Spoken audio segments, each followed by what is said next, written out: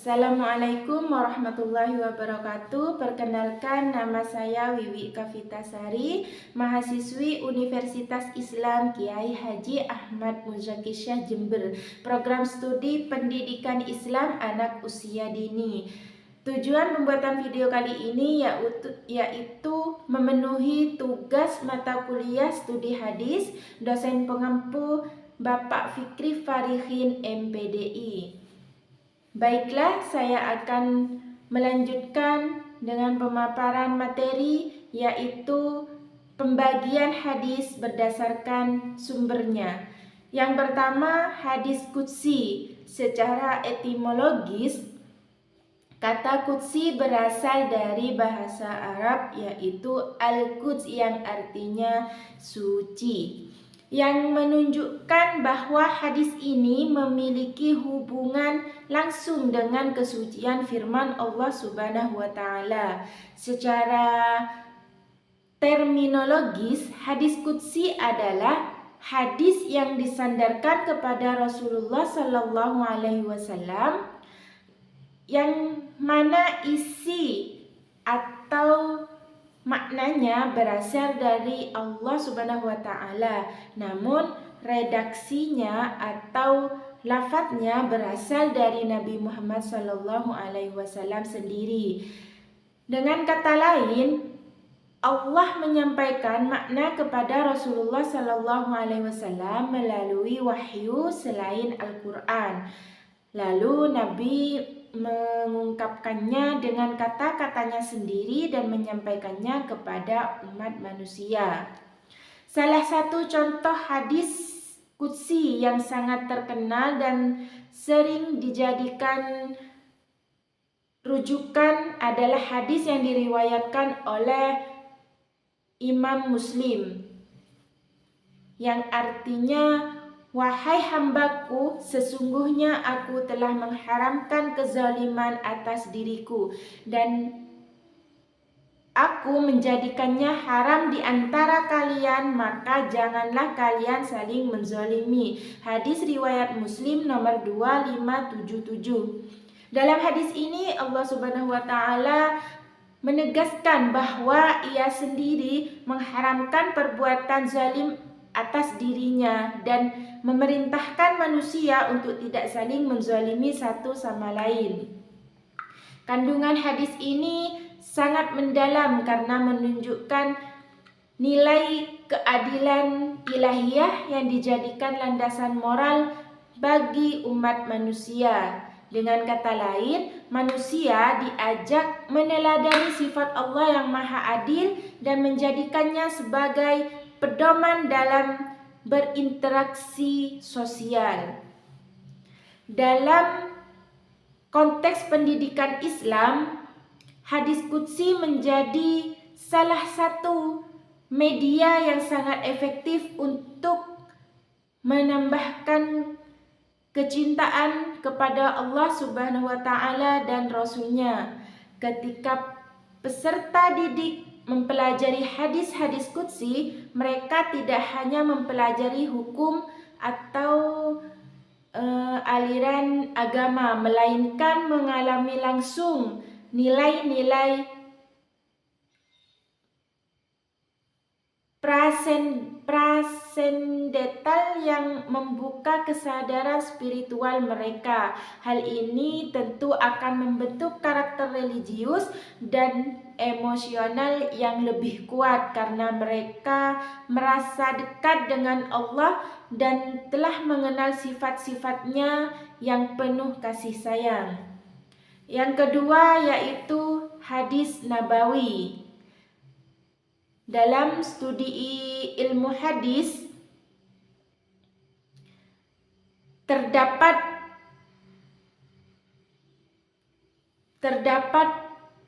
pengelompokan hadis berdasarkan asal usul isinya. Jika hadis qudsi adalah hadis yang maknanya berasal dari Allah tetapi lafalnya dari Nabi Muhammad SAW, maka hadis nabawi adalah hadis yang baik makna maupun lafadznya berasal dari Nabi Muhammad SAW sendiri.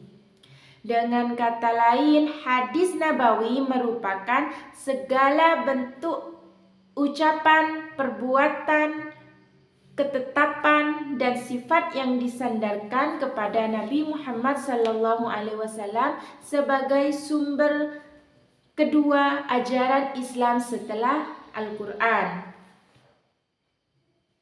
Menurut Al-Khatib Al-Baghdadi dalam karyanya Al-Kifayah fi Ilm Al-Riwayah, hadis nabawi terbagi ke dalam beberapa bentuk. Yang pertama, qauli, perkataan. Kedua, fi'li, perbuatan. Ketiga, takriri,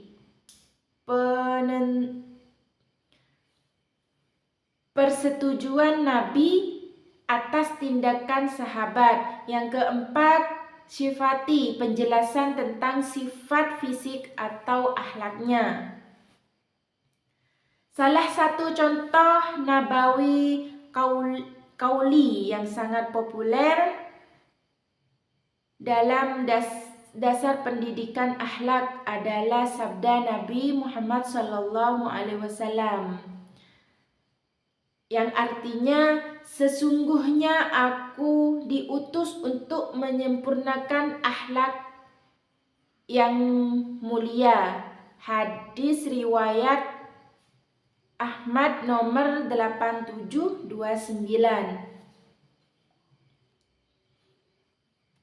Hadis ini menunjukkan dengan sangat jelas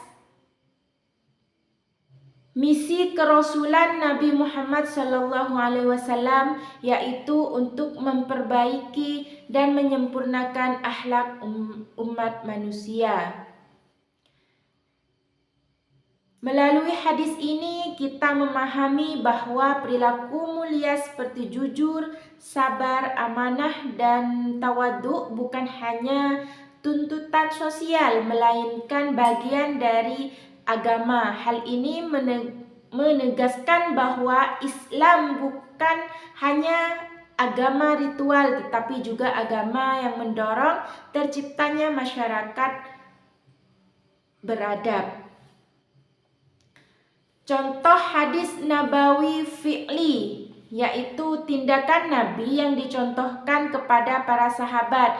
Bila dilihat dalam kisah Nabi ketika berinteraksi dengan anak-anak, Nabi Muhammad SAW pernah memangku cucunya Hasan bin Ali dan mencium pipinya. Ketika seorang sahabat melihat hal itu dan mengatakan bahwa dirinya memiliki 10 anak namun belum pernah mencium mereka, Nabi bersabda, barang siapa yang tidak menyayangi maka dia tidak akan disayangi. Perbuatan ini menjadi dasar penting dalam pendidikan kasih sayang, bahkan dalam konteks keluarga. Nabi mengajarkan secara praktis bahwa cinta dan kasih sayang adalah pondasi dalam mendidik generasi yang berakhlak mulia. Sedangkan untuk hadis nabawi takriri, contohnya adalah ketika Rasulullah SAW melihat sebagian sahabat makan biawak padang pasir, namun beliau sendiri tidak ikut memakannya. Nabi tidak melarang perbuatan itu, yang berarti beliau menyetujui secara diam-diam. Hal ini diriwayatkan dalam Sahih Al-Bukhari dan Sahih Muslim. Peristiwa ini menjadi dasar hukum bahwa sesuatu yang tidak diingkari oleh Nabi ketika beliau mengetahuinya, maka hal itu boleh atau minimal mubah. Yang ketiga, cara menerapkan dalam pendidikan. Pendidikan anak usia dini merupakan tahap paling mendasar dalam pembentukan karakter dan nilai-nilai spiritual seorang anak. Pada masa inilah kepribadian anak dibentuk melalui kebiasaan, pengulangan, keteladanan, atau pengalaman yang menyenangkan. Oleh karena itu, menanamkan kecintaan kepada Allah dan Rasul-Nya sejak usia dini adalah langkah penting yang harus dilakukan secara sistematis dan penuh kasih sayang. Salah satu pendekatan yang sangat efektif adalah melalui pengajaran hadis qudsi dan hadis nabawi secara kontekstual dan menyenangkan. Hadis qudsi mengandung pesan langsung dari Allah kepada hambanya melalui perantara Nabi Muhammad SAW, namun berbeda dari Al-Quran karena tidak masuk dalam mushaf. Salah satu hadis qudsi yang sangat cocok dikenalkan kepada anak-anak adalah "Aku sesuai dengan prasangka hambaku kepadaku." Hadis riwayat Bukhari nomor 7405. Hadis ini dapat dikenalkan kepada anak dalam bentuk cerita sederhana bahwa jika kita yakin Allah sayang, maka Allah benar-benar sayang kepada kita. Guru bisa menyampaikan ini sambil mendongeng, misalnya tentang seekor anak rusa yang tersesat di hutan tetapi terus percaya bahwa Allah akan menolongnya. Cerita ini disampaikan dengan pendekatan efektif karena anak usia dini menyerap nilai dari perasaan dan pengalaman. Selain ini, hadis-hadis seperti "Rahmatku mendahului murkaku" hadis riwayat Muslim nomor 2751 dapat disisipkan dalam kegiatan menyanyi atau kegiatan bermain. Guru bisa membuat lagu sederhana dengan lirik seperti "Allah itu sayang, Allah itu cinta" yang diselingi kalimat hadis. Ini memperkuat makna hadis di dalam ingatan anak-anak sesuai dengan prinsip pelajaran usia dini yang mengandalkan pengulangan dan suasana positif.